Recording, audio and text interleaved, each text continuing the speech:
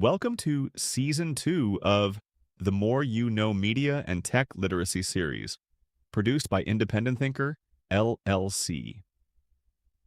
The More You Know Media and Tech Literacy series is a quarterly educational initiative that helps individuals and communities better understand the realities of today's digital ecosystem. In episode 13, we cover Why Latinos Control the Media Future. We turn the mic to Tommy and Gina for an insightful discussion about this topic. Right now, like 70% of all people alive are millennials or younger. Yeah, it's a massive number. Right. And if you look at the U.S. workforce, 58% of it is 45 years old or younger. Yeah. So we keep talking about, the future of media or what happens when the next generation grows up. But That demographic reality check just completely shatters the illusion. exactly. I mean, we are not waiting for a shift.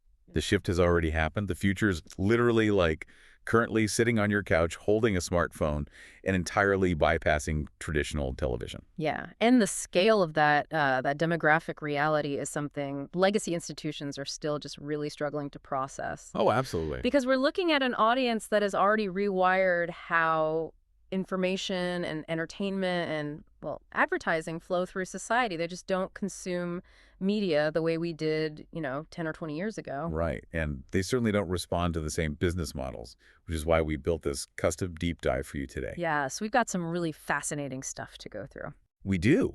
We have a stack of incredibly revealing research on the table, specifically detailed demographic reports from the Latino Donor Collaborative, alongside some just brilliant ecosystem analysis from media cartographer Evan Shapiro. The Shapiro data is great. It's so good.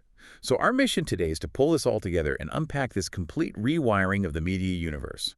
We're going to explore why the entertainment industry is currently split at this massive fork in the road, and how the U.S. Latino population is honestly single-handedly forecasting the future of everything you watch. Plus, what businesses absolutely must do to survive what's being called the affinity economy. Right. It's a completely new paradigm. Okay, let's unpack this, because the traditional Hollywood model seems to be breaking down right in front of us. To start, how drastically have our actual viewing habits detached from traditional scheduled television? Well, to map out where the industry is going, we really have to look at where the audience has actually settled, right? Because for decades, the defining mechanism of television was linear dominance. I mean, a network decided that a sitcom aired at, say, 8:00 p.m. on a Thursday. Right, must-see TV. Exactly. And millions of people just synchronized their lives to watch it. But that structural behavior is dead. Wow. Yeah.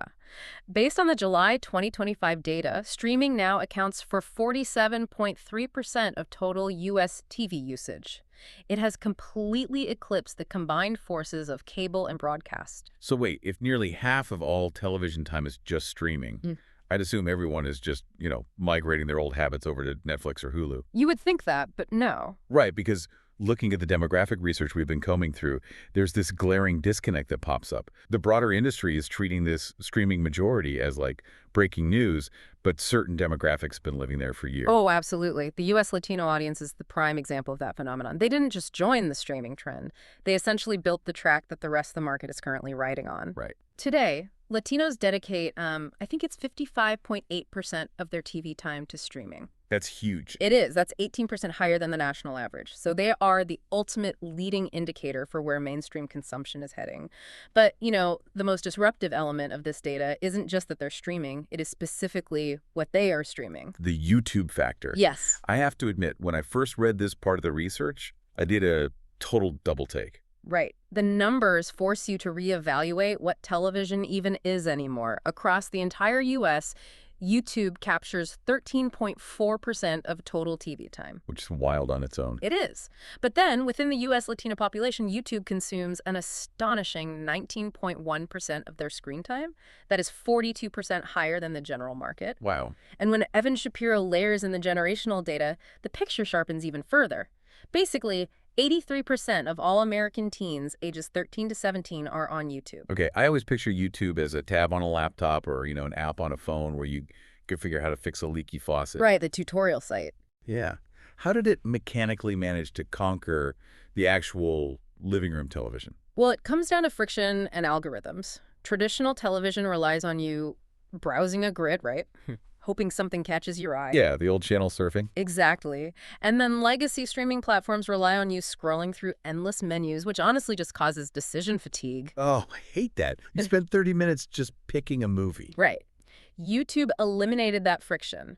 Its algorithm is so hyper-tuned to your specific niche interests that the moment you open the app on your smart TV, it serves you highly specific, often long-form creator content that just auto-plays. Right. It essentially acts as a personalized, endless cable channel. I mean, creators are making these 40-minute documentary-level videos that rival traditional studio output, and the audience is just watching it on their biggest screen. It's like traditional networks are throwing this massive, highly produced, incredibly expensive block party in the front yard. They've got like the catering, the lighting, the massive PR team. But the entire neighborhood is already hanging out in YouTube's backyard, bringing their own food, making their own music, and just having a fundamentally better time. The block party analogy works so well because it highlights the isolation of the traditional networks. They are still programming for a mass audience that just no longer gathers in one place. Right. But if the data is this glaringly obvious, and I mean, we're talking billions of dollars on the line, why aren't these massive studios adapting? Like, what is mechanically stopping them from looking at who is actually watching their shows and adjusting their output? That leads us directly into the structural blind spot of legacy media. They operate in these institutional silos that rely on really outdated risk assessment models. Okay. Yeah, instead of looking at their most active users, they look at what worked 10 years ago and just try to replicate it. We can see the fallout of this by examining the Latino Donor Collaborative data regarding what is actually being produced right now. The drop in scripted television is the first big red flag there. Yeah, massive red flag. Yeah, the reports note that original scripted series dropped 14% in a single year, down to just 516 shows in 2023. I mean, I assume a lot of that contraction was due to the massive writers and actors strikes, right? Combined with studios realizing they were bleeding money on streaming budgets. Well, yes, the strikes were definitely the catalyst, but the underlying mechanism was financial panic. Right. Scripted content is just incredibly expensive to produce. So when Wall Street stopped rewarding subscriber growth and started demanding actual, profit, the studios slammed the brakes. Makes sense. To fill the programming void quickly and cheaply, the industry aggressively pivoted to unscripted formats. We're talking reality TV, game shows, cheap documentary formats. Today, unscripted programming makes up 71% of all shows across platforms. So the format shifts to something cheaper. But okay, here's the most baffling part of the LDC research to me. Yeah. Despite driving the streaming revolution and despite being the heaviest consumers of this content, Latinos are practically non-existent on screen. It's staggering. Right. In scripted streaming, Latinos hold only 5.2% of lead roles. And when you look behind the camera, where the actual power to greenlight and shape stories lives, the numbers go from bad to statistically shocking. Yeah. 0% of broadcast showrunners are Latino. 0.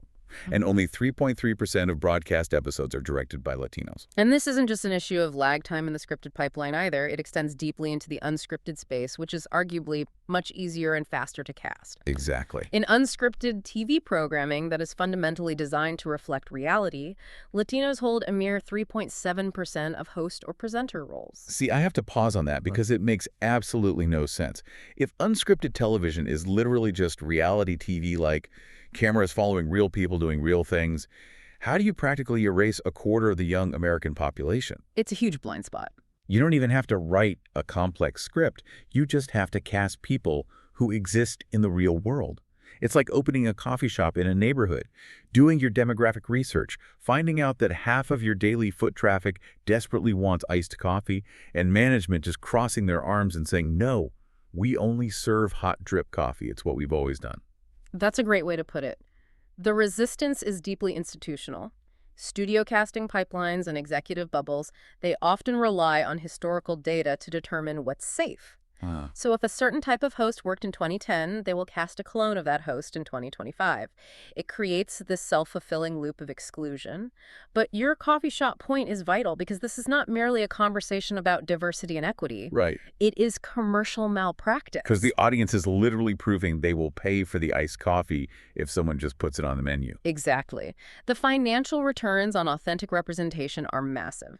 The research highlights Netflix's Wednesday, led by Latina actress Jenna Ortega.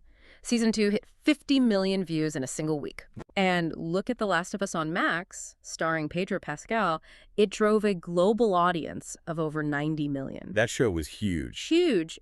When you invest in authentic cultural representation, it doesn't just capture a niche demographic, it creates massive, global, mainstream hits. So if the formula is that clear-like authentic representation plus digital agility equals massive commercial success, why are so many legacy media companies seemingly driving themselves off a cliff? Well, to understand the corporate paralysis there, we have to look at Evan Shapiro's concept of the map forks. Okay. The entire media universe has reached this critical junction, and major corporations are fundamentally splitting into two divergent strategies. The first path is what Shapiro defines as the industrial trap. Is that the same as the mogul myth mentioned in the research? This idea that these CEOs still think they can just conquer the world by being the biggest fish in the pond? That is the exact core psychology of it. The industrial trap is the delusion that you can scale your way out of obsolescence. Yeah. Instead of pivoting your business model to serve the user, you double down on legacy structures. You chase mass market reach, and you attempt to merge or consolidate your way into survival. The defining case study the sources point to is David Ellison and Paramount. The Paramount situation is just wild to watch unfold. I mean, instead of restructuring the company to be nimble and creator-focused, Ellison is attempting to merge Paramount with Warner Bros. Discovery. Yep. He's looking at a $111 billion mega merger, strapping on $80 billion in combined debt, and essentially trying to run the resulting behemoth like a studio from the 1980s. And the mechanics of that debt are what make the industrial trap so fatal. Debt is an anchor that absolutely destroys corporate agility. Right. When a studio is saddled with $80 billion in debt service, they cannot afford to experiment with new formats. They can't afford to invest in emerging creators or untested diverse talent. They are forced to greenlight incredibly safe, generic programming just to keep the lights on and pay the interest. So it's literally trying to save a sinking ship by chaining it to another sinking ship. It's like trying to win a modern high-speed drone war by taking two massive, heavily armored World War II battleships and chaining them together. You aren't making your fleet stronger or more capable. You're just making it slower, heavier, and infinitely easier to target. That is a very apt comparison. They are scaling up for a war that ended a decade ago. Wow. But then we look at path two, the alternative. This is what Shapiro calls the affinity economy. And in this economy, the old metric of just blasting your signal to 100 million passive TVs doesn't work anymore. Yeah. The new rule is that depth matters more than scale. Exactly. In the affinity economy, mainstream media institutions have to start acting much more like internet creators. They need to cultivate deep, engaged, specific communities rather than just broadcasting into the void. Right. The business example Shapiro highlights here is Lachlan Murdoch and the structural moves made by the broader Fox Corporation. And just to be clear for the listener, we are setting aside the political controversies surrounding Fox News here. We are just looking objectively at the corporate M&A, their mergers and acquisition strategy, because it is a perfect foil to Paramount. Got it. I want to make sure I understand the mechanics of this pivot, though, because Fox basically looked at the industrial trap, saw the battleship sinking, and actively decided to just walk away. They did. They executed a massive divestment. Fox sold off their legacy movie studio and their entertainment cable networks to Disney. In doing so, they essentially handed all of that legacy weight and future debt to a competitor. Wow. And Disney took it. Disney absorbed it and fell right into the trap. Fox, on the other hand, walked away with a mountain of cash and a clean balance sheet. And instead of buying another bloated studio, they took that cash and invested heavily into the creator economy, right? They bought stakes in influencer companies like Waylar and Darman Studios, and most importantly, they built Tubi. Yes, Tubi is the linchpin of this strategy. Okay, before we go deeper into Tubi, the research keeps using terms like AVOD and fast channels to describe it. Just so we're all on the same page, we're basically talking about free ad-supported streaming, right? Like Tubi or Pluto TV. Correct. But how does a fast channel actually differ mechanically from the cable we grew up with, or even just regular Netflix? Well, the acronyms define the business model. AVOD is advertising-based video on demand. So think of clicking a specific movie on YouTube and watching ads during it. Okay. AFAST stands for free ad-supported streaming television. Fast channels literally mimic the old cable experience. You open the app, and there's a grid of channels playing content live. Oh, I've seen that. Right, so you don't have to scroll for 20 minutes deciding what to watch. You just drop in on a channel playing classic sitcoms or true crime docs. It removes the friction of subscription fatigue. Fox built Tubi into a powerhouse of this format, and the market rewarded their agility. Incredible. By shedding debt and building in the affinity economy, Fox saw their enterprise value soar 38% to $33 billion. So the legacy players who survive are the ones who learn to act like nimble digital creators. But, I mean, it goes the other way too, doesn't it? The creators themselves are evolving. Oh, the affinity economy is entirely reciprocal. Just as studios are trying to build deep niche fandoms like creators do, the creators are learning how to act like major studios. The top YouTube creators are no longer just, people with webcams in their bedrooms. They're operating with massive production staffs, building sustainable intellectual property, establishing merchandise pipelines, and crucially, they are migrating their high-quality content directly to the connected TV in your living room, competing head-to-head with legacy network programming. Yeah, you see Mr. Beast videos on the main screen all the time now. Exactly. So if we pull this down to a practical level for you, the listener, whether you are a marketer, a business owner trying to reach an audience, or just someone trying to improve your own media literacy, how does this affect the actual content and ads you see every day? Because, I mean, we spent the last 5 years thinking we were entering this ad-free streaming utopia. Yeah, that era of ad-free streaming is completely over. I knew it. Streaming has gone hybrid. The platforms eventually realized that they could not sustain their multi-billion-dollar content budgets purely on $15 monthly subscription fees. The math just didn't work. No. So they all introduced ad-supported tiers, and consumers overwhelmingly embraced them. Over the past 2 years, 71% of all new premium streaming subscriptions were for an ad-supported plan. Tubi alone, which we just discussed, now boasts 97 million monthly active users without charging a dime for a subscription. So it means the ads are back, but the delivery system has completely changed. Like, we aren't just sitting on the couch, passively staring at one screen during a commercial break anymore. No, the concept of undivided attention is a total relic. We're heavily multi-screening now. The Shapiro research provides incredible clarity on this behavior. What's the breakdown there? Well, 77% of Gen Z and 79% of millennials use their mobile phones while watching TV. Honestly guilty. Right. We all do it. And among teens, 43% are actively watching YouTube on their phones while the main television is playing something else in the background.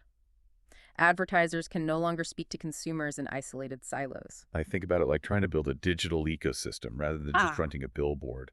Like, the old model was a billboard approach. You buy a 30-second spot on a popular network, you blast it out, and you hope people drive by and see it. Right. Now, if you only buy an ad on linear television, you're essentially paying full price to reach half an audience, because the other half of their attention is buried in their TikTok or YouTube feed on their phone. Exactly. You have to be on the big screen, the mobile screen, and, perhaps most importantly, you have to be culturally aligned with the content they actually care about. And that cultural alignment is the ultimate performance lever in a hybrid advertising model. You cannot just put a generic ad in front of a fractured audience. The demographic sources provide a vital business case regarding the U.S. Latino community here. Let's hear it. The data shows that 64% of U.S. Latinos pay more attention to advertising that portrays them accurately and authentically. That's huge. It is. That engagement rate is 27% higher than the total population. They don't just passively consume more ad-supported content. They actively respond to it, they share it within their communities, and they take measurable commercial action. So if you are running a brand and you are failing to shift your advertising spend away from traditional cable and toward platforms like FAST channels and YouTube, and, you're failing to cast Latino talent or tell authentic stories, you aren't just being old-fashioned. No. You are mechanically leaving massive amounts of revenue on the table. You are ignoring the very people who are ready to buy. Yeah, Evan Shapiro refers to this as the yes and generation. The marketing strategy cannot be binary anymore. You cannot just be on television. You must be on connected TV and social media and mobile platforms simultaneously. Right. You cannot just aim for a generic, broad demographic. You must reach the general market and super serve specific, passionate core fandoms. The businesses that understand the mechanics of this complexity are the ones who will thrive. It really is a complete structural paradigm shift. Yeah. So to bring all of these threads together, the blueprint for the future of media, marketing, and entertainment is not hidden in some distant 5-year projection. Mm. It is highly visible right now in the data we just walked through. Very much so. The new mainstream is young, it is heavily Latino, it is completely platform agnostic, and it is deeply entrenched in this affinity economy, where community depth and authentic cultural connection matter so much more than traditional hollow reach. The transition is fully underway, whether the legacy media institutions and traditional advertisers are prepared for it or not. Yeah. But as we wrap up, there is one final lingering thought from the research that truly frames the urgency and the potential danger of this moment. We spend a lot of time discussing how traditional linear television is shrinking, but we have to acknowledge the one massive pillar keeping it alive. Oh, right. The last remaining anchor holding up the entire legacy broadcast and cable ecosystem is live sports. Yeah, it's really the only category of television that people still feel an absolute urgent need to watch live exactly when the network tells them to. Exactly. But the sources reveal that even this final anchor is currently being pulled up and migrated to streaming platforms. Tech giants with virtually unlimited capital are buying up the rights. Like Amazon. Amazon holds Thursday Night Football. Apple has global rights to Major League Soccer. YouTube secured the NFL Sunday Ticket. Even Netflix is stepping in to stream live NFL games on Christmas Day. Wow. And crucially, U.S. Latinos dramatically over-index in these live sports audiences. For example, they made up 53% of the entire Copa America final viewership. So the very audience that already abandoned cable for streaming is now going to pull the last major cultural events over to streaming with them. Yes. Which leaves us with a critical question to mull over. When that final live sports cord is cut, and those massive, culturally unifying moments fully transition to tech-owned streaming platforms, will we see a slow, graceful fade of legacy broadcast television as it adjusts to a new reality? Or are we going to witness an overnight catastrophic structural collapse of the linear TV model? Exactly. And if it is a sudden collapse, what happens to the local news stations, the emergency broadcast systems, and the community information networks that have relied entirely on that outdated cable infrastructure to survive for the last century? Oh, wow. That is a chilling and incredibly important question to think about as you navigate the digital world today. Because the ripple effects of where we choose to place our attention go way beyond just what shows we watch. They actually dictate the survival of our community infrastructure. Oh, absolutely. Well, thank you for joining us on this custom deep dive. Keep questioning the media landscape around you. Keep looking for the mechanics behind the screen, and we will catch you next time. For more episodes related to media, social media, tech, and privacy, visit our YouTube channel, Independent Thinker LLC.